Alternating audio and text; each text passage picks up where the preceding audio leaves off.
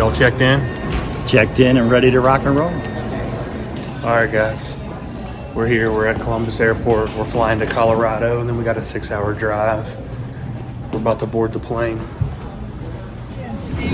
See you in a second. Thank you. Well, guys, our hunting trip has been postponed for the unforeseeable future because our plane broke down. Yeah, can you believe that? So now you just get to see me talk with my double chin for the next hour or two, and hopefully we get after some Merriams. You ain't seeing my double chin.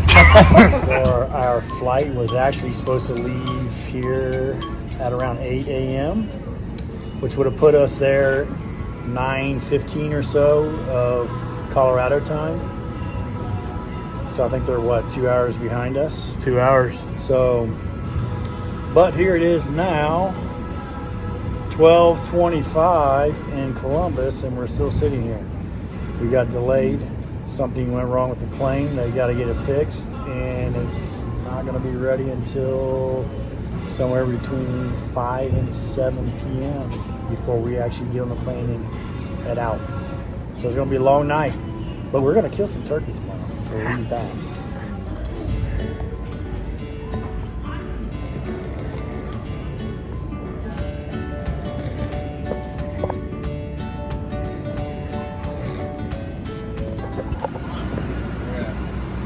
Wherever. You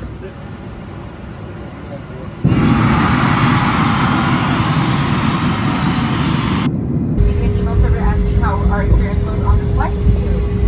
We love your feedback and on how you enjoyed the flight. Snowing. Not what we're playing, but we're out here.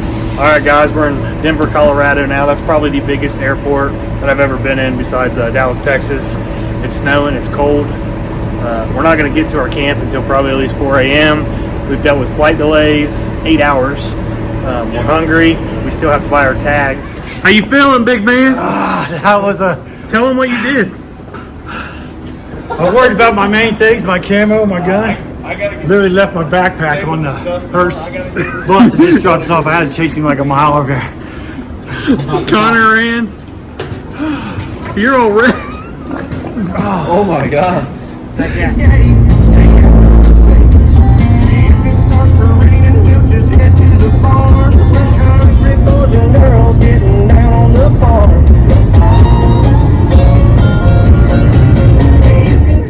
we're out here.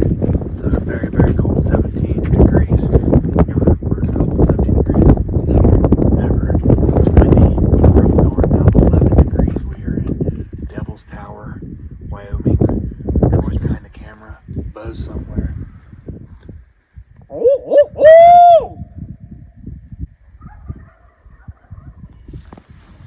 There's like 6 or 7 in there. 6 or 7. That's they're not far. Yeah. They're close. Oh shit, I think they're right down the net. Yeah.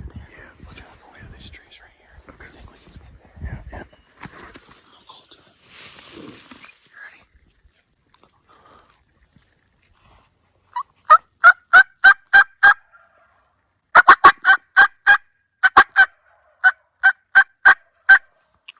We got a lot of birds. But we're on a lot of birds. A lot of Merriams.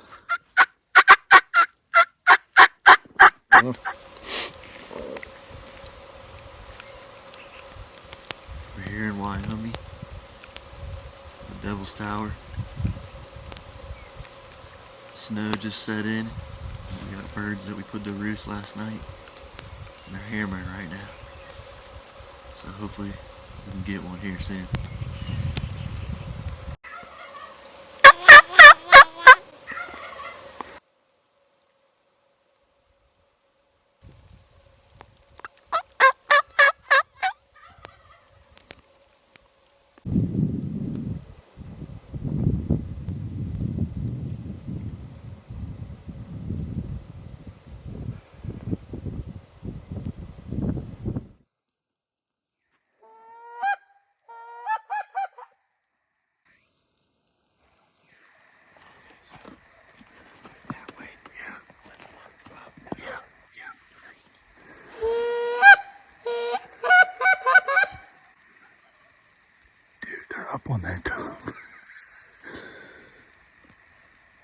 hard do we want to work for them? Yeah. Do we want to die? Alright guys, we are trying to move on these birds. We were extremely close on the roost. Hammering. They flew down, got with some hands. And now they're just up here in a little draw up here on the saddle of some pine trees. So we're gonna try to ease around this hill. Whew. Steep hills out here. And try to get home.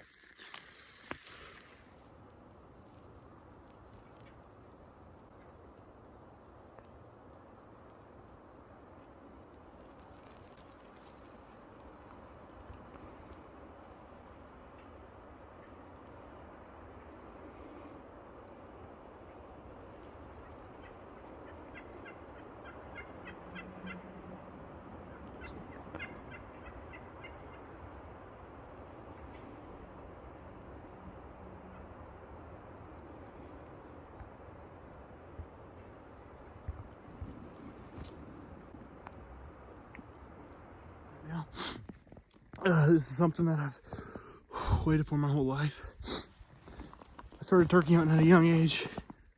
Quickly became obsessed with it. Loved it. I mean, I was obsessed. Anybody who knows me knows I'm obsessed with it.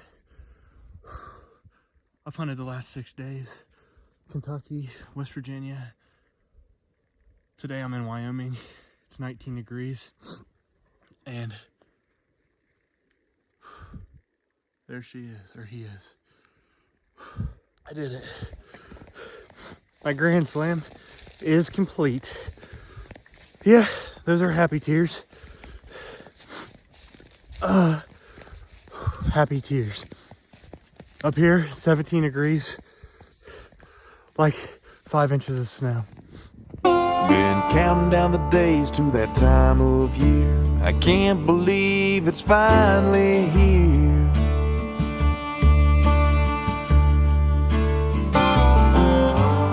100 more miles of driving to go till I see the hills of home. I have my gun facing this way.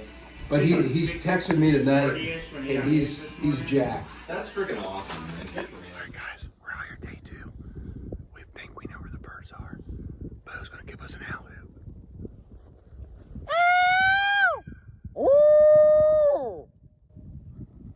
Yeah, they're on the other side. Okay, it is freezing cold. It is like real feel at 9 degrees right now. Yeah, it is cold, but we're gonna go have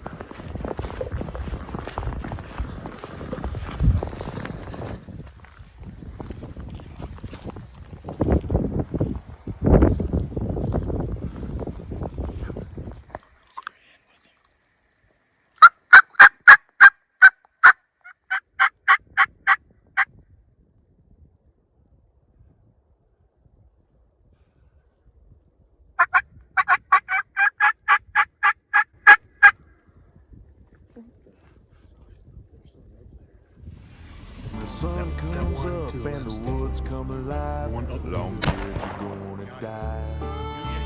Longbeards are gonna die. That's a good long beard.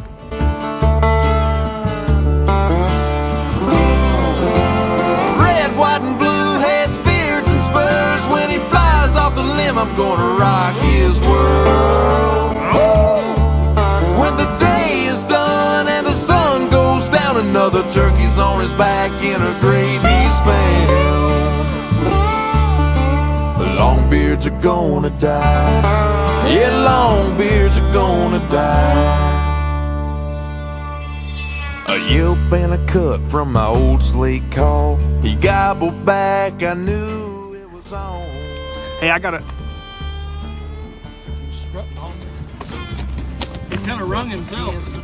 Just keep letting him do that so he doesn't tear his stuff up. You don't know what's about to come.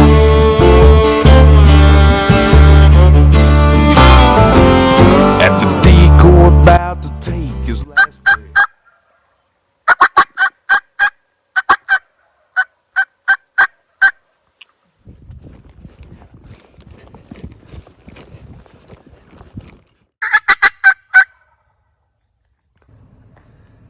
You see him?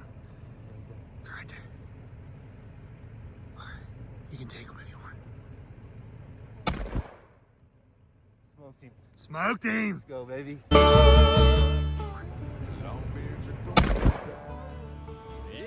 Smoked him. Let's go, baby.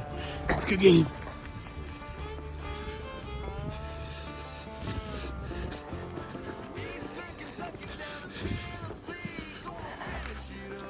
You see him? Damn, he ain't even flopping.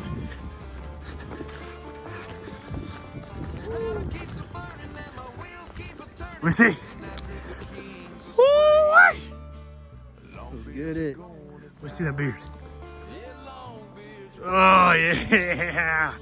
Hell yeah, Smoked dude. him. Let's go. All right, guys, we're down here at Devil's Tower, Wyoming, day 2, and we've had some success. We didn't really do an after interview yesterday, but I was fortunate enough to basically run and gun on one bird. Bo was there. We ended up carrying him out. We walked miles and miles. It was cold. Day 2, though, man, it's been a heck of a day. Bo and Konner both have been able to capitalize on really not many responsive turkeys. I mean, they gobble to let us know they're there, but then they don't gobble again, and then you have to use the terrain to your advantage. This morning, Bo and I went after a group. Troy and Konner went after a group. So we got set up on these birds, and they weren't very far. They were within 150, 125 yards probably. We seen them flying out of the tree, pitched down, couldn't see where they hit the ground. We yelped at them. They answered us, and that was the last time they answered us the whole time. They gobbled again. They were up in a canyon. They just don't really seem responsive to our calls. Is that kind of what? Yeah, because I mean, you call to them, they might hammer for a second, but they're not coming to you whatsoever. They're almost going the other way. They're always like they're on a mission, going somewhere, and basically you just got to run and gun. That's how you really got to hunt And here. you really just have to use the terrain to your advantage. And kind of like we were talking earlier, when you're running and gunning, you have a lot more on your side rather than hunting an eastern bird where you have to set up. You know, if you break a twig within 100 yards and they can see you, it's over. Yeah. Here it's really not. Yeah, because like in Ohio, at least where we hunt at, we would use the terrain to actually try to get in front of them and try to cut them off. When here, you could actually just kind of run at them and hope that you're going to get in within shooting range, and obviously it works that way. It Had a works. couple times where it works. Like Troy said, in Ohio, we try to get in front of them and still use our calls, because in Ohio, you know, you call to them, they're gobbling, they get with a hen, they're still going to be working our way or somewhat responsive, and we just want to get in front of them and call them to us. Here, like Troy said, it's huge. It's open land. They're gobbling, but they're gobbling away from us. You just get on their tracks because there's a couple inches of snow, and just kind of tactically work your way to them without being busted, and then you close that last distance of try to get within shooting range, and you kind of just get after them. Yeah, I think that's one of the biggest. One of the bigger differences about hunting this terrain versus eastern is that eastern you can look at the terrain and say, okay, this is the most likely path for them. Out here, it's like because so that bridge huge. is actually going around and back, so Yeah, you can yeah. go and cut them off. Exactly. This one Here is high walls with pine trees on top, Yeah. so you're not going in the bottom. You're just basically, they run the edges. Yeah. Is what they do. And the problem unless you can run around and get in front of them, which is almost impossible because it's all open field on top, so they're probably going to see you. Yeah. The problem we have also, there's nowhere to start out on top. You were starting out at the bottom, Right. so they already have that advantage. Yeah. And there's so many different tops, it's impossible to cut them off. Yeah. High point is definitely that's an eastern tactic. It's just because you can find the high point. This is a lot like Rio hunting. Yeah. But like I said, this morning we got in. We ended up tactically moving up on some birds. We thought they were a little bit further than they were. Bo and I popped up, and we didn't see them at first. So I'm filming, and we're looking, and then all of a sudden, like, how far do you think? 20 yards? 20, 30 range.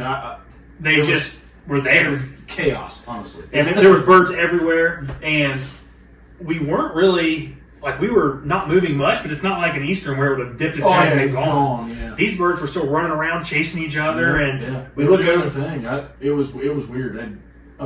We had seen that big tom come to the right, and I took How a did he couple see steps. us? I honestly think it was when I started mad dashing towards him is when he was like, okay, that's not something that should be here. And the big grizzly bear heading towards him, But he hit a gap, and I think I waited to pull the trigger just because he was looking like he was going to come out into the open, like at us. Yeah, because we had right like 25 yards through the woods. He was pretty open, but he just wasn't in that field yet. Exactly. So I waited for him to come out, and it didn't. He kind of did a couple circles there, and was hauling out to the open. And I think I was leading him too much, and pulled the trigger. It just flew right by him.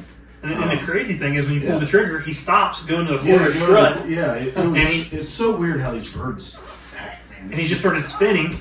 Unfortunately, Bo was using a single shot, so I'm like, shoot him again. I can't find my ammo, man. But so long story short, those birds worked off. What about your morning hunt? Well, basically, we got in there, set up. We knew where they were roosting at, and from our guide here, Mike, friend of mine, said that they normally pitch off. They'll come through that field, come through this little draw, and then on out into this field, and then they hit the actual ridge over there, which is pretty much what they did. But we didn't know where they were going to come in at. We didn't know where they was going to exit at, so we just kind of set up in the middle. We're actually waiting for them to come around us like this, and unfortunately, they came in right behind us, gobbled before we even realized, oh, there they are.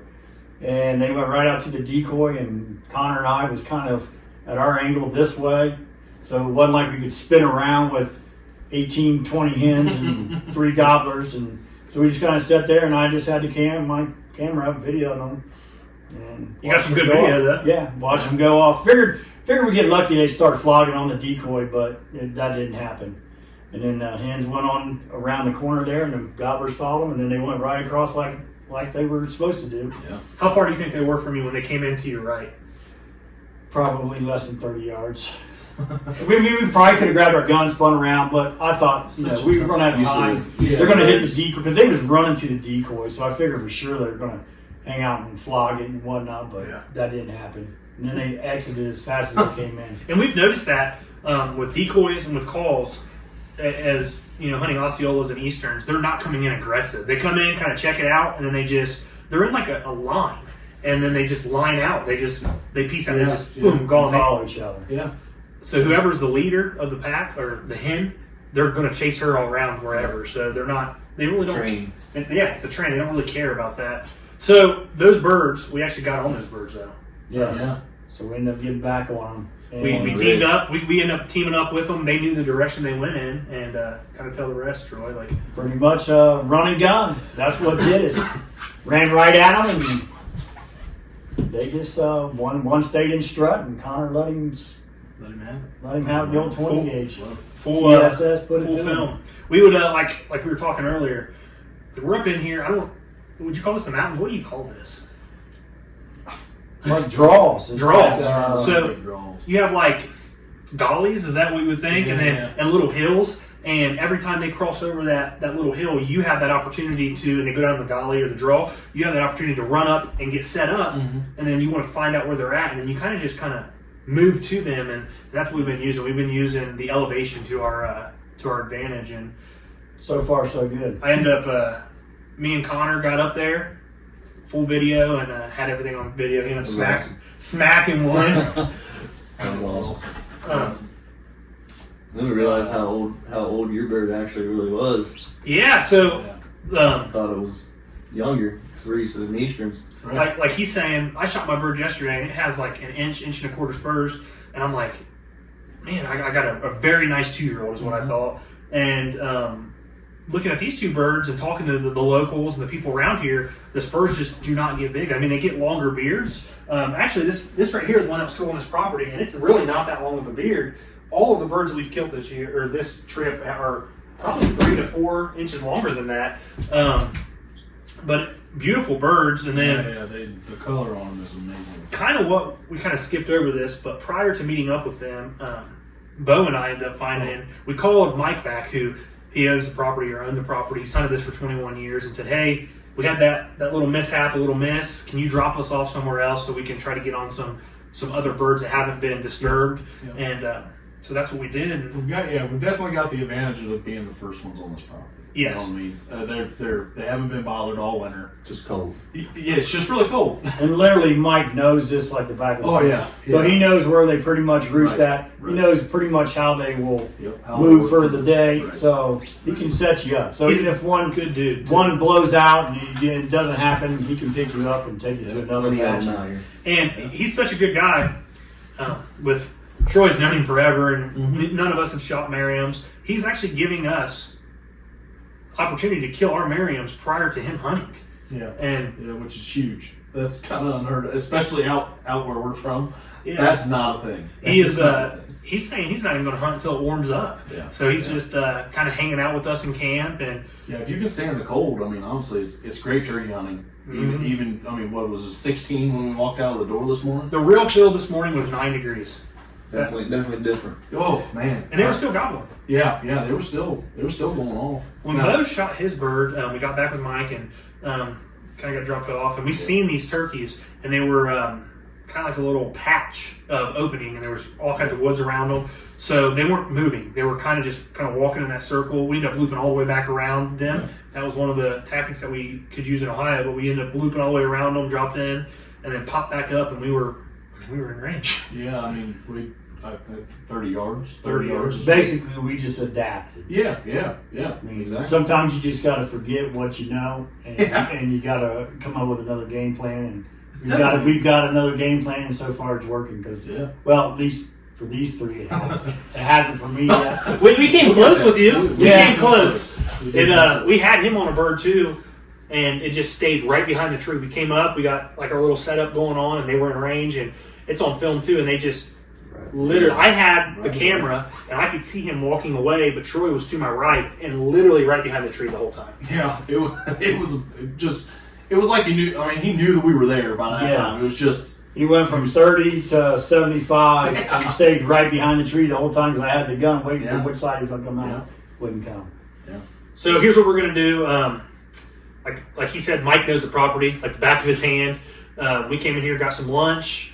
We're gonna jump back in a vehicle, and we're just gonna go do some spot stalking. We're gonna try to find them in fields and stuff, and see if we can. I don't want to say reap them because we're not using a reaping tom, but we're just tactically stalking up on Yeah, I them. It's fun. It's fun. It's different. It is. As Troy said, completely different. We're not using any of the hunting that we use in Ohio, West Virginia, Kentucky, Florida, any of those places. Pennsylvania, we're changing.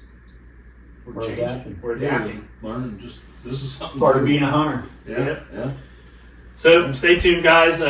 You'll see this in a couple days, most likely, but hopefully by the time you see it, Troy has a bird on the ground, and we're tagged out either a day early or tomorrow morning. It still makes us a day early. So we're definitely it's an uphill battle from here. I mean, we Quite literally. we've walked some miles. Yeah. Yeah. And My main objective has already happened. I'm not That tired. was you three getting one.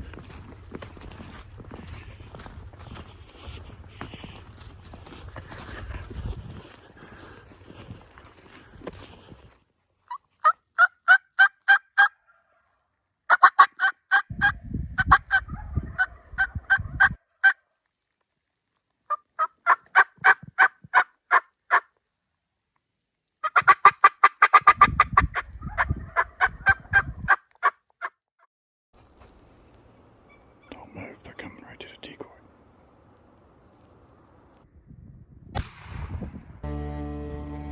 You got him. Day is done. Take him. The sun's going down. Another turkey's on his back in a great You got him. Smoked him. guys all giving me Come on, let's go get your bird. Another turkey is ready to fry. Let's Another go get him. longbeard is You rocked ready him. to He's flopping a little bit, but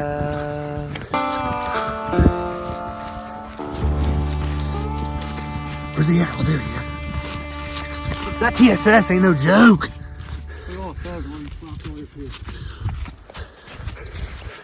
There he is.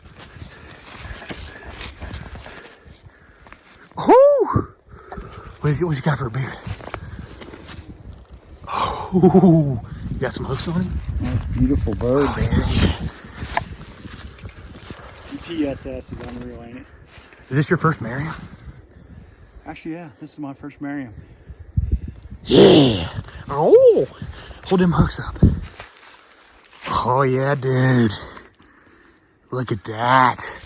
Beautiful. All right. That's what you talk about, a spot and stalk, a 2-minute hunt.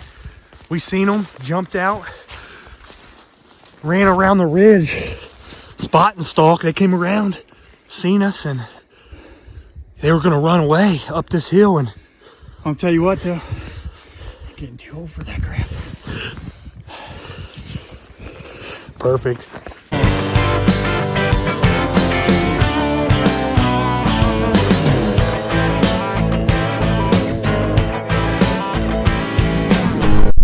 Alright guys, Chris here. We got Bo, Konner, and Troy. This is the completion of our Wyoming Merriam hunt. We're packing out. Started by, I knocked one out yesterday. We didn't talk really much about it, but actually it's my grand slam. It's something that I've worked for pretty much my whole life since I was 10 years old. I started hunting these birds, and now I'm 29 years old and I finally completed my grand slam. Bo shot his first Merriam. Konner shot his first Merriam. Troy shot my first Merriam even. And here I am. I've been all over the United States, California, Florida, but I never shot a Merriam, and I can't even explain it really. I mean, I'm tearing up right now. Yeah, beautiful state of Wyoming. You see the Delta Tower right over his right shoulder. It's literally back there. This is great. Dream come true. Oh yeah. You got anything to say about it? Well, hold up, I got something else to say. I got something else to kind of put the icing on the cake right here. Beautiful birds. You got never in a lifetime. Something I want to show you guys before I actually give it to you.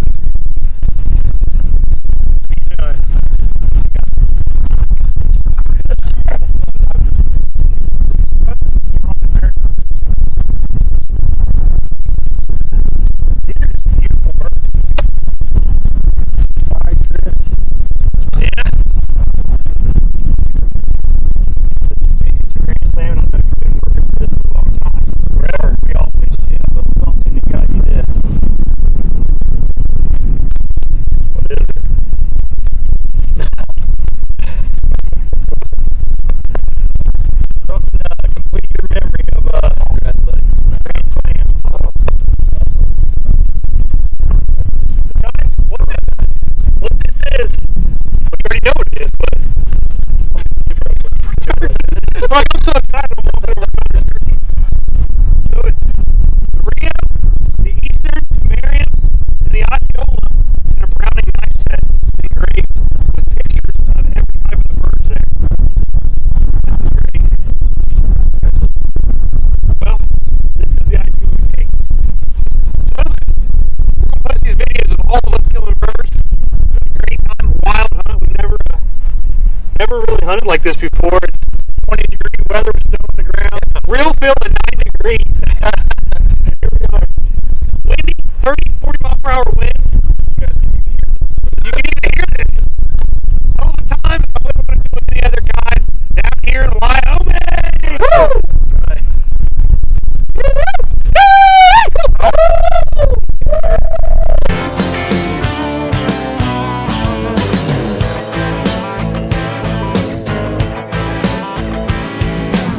Well, every spring for 5 long years I've been chasing down the same long beard. It's get up early and I give him all I got. Got me an old box call, a brand new choke, and this spring it ain't no joke. I'm gonna fool him good and finally get a shot. Well, he gobbled his head off on the roost. I was just about to cook his goose. He was coming in, then it's like he hit a